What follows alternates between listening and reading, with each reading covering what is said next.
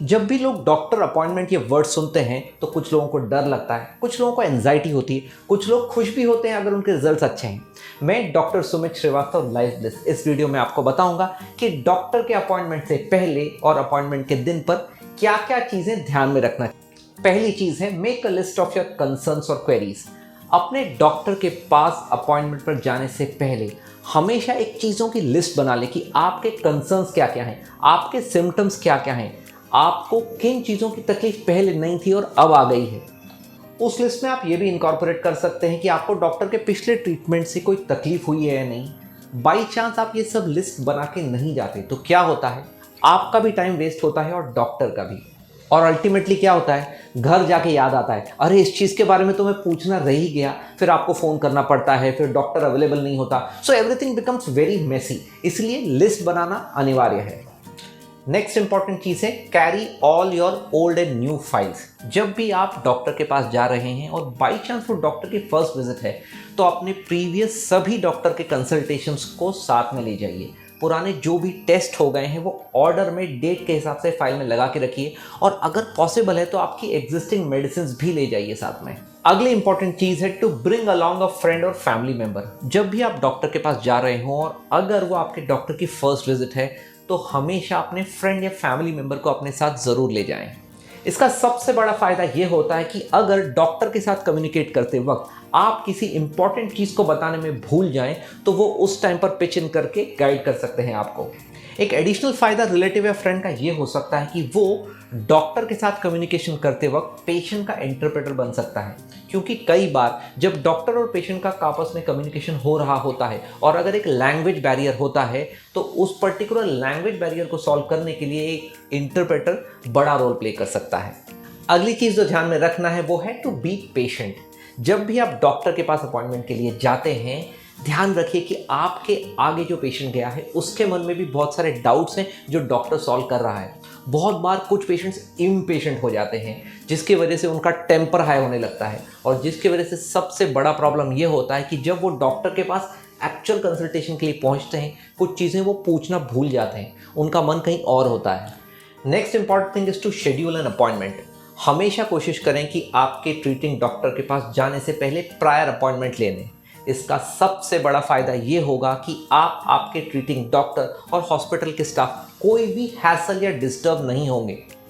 हमेशा कोशिश करें कि अपने अपॉइंटमेंट पर टाइम से पहुंचें। सभी डॉक्टर्स हमेशा ये कोशिश करते हैं कि उनके अपॉइंटमेंट शेड्यूल में कोई बाधा ना आए, लेकिन कभी अनफॉर्चुनेटली कोई ऐसी सिचुएशन आ गई कि आपसे प्रीवियस पेशेंट को डॉक्टर के पास ज़्यादा टाइम लग गया तो आपका अपॉइंटमेंट थोड़ा सा डिले हो सकता है। इस चीज़ को कंसिडर करें। उसी के साथ कभी कभी अपॉइंटमेंट्स डिले होने का कारण ये भी हो सकता है कि क्लिनिक में आए हुए प्रेग्नेंट या एल्डरली पेशेंट्स को डॉक्टर को प्रायोरिटी देनी पड़ती है। Next important thing is not to miss your prior appointments. अगर किसी भी कारण से आपका अपॉइंटमेंट मिस होने वाला हो तो प्लीज़ क्लिनिक में डॉक्टर के असिस्टेंट को फ़ोन करके इन्फॉर्म कर दें, जिससे उनका भी टाइम नहीं वेस्ट हो और उस टाइम पे किसी दूसरे पेशेंट को अकोमोडेट किया जा सके।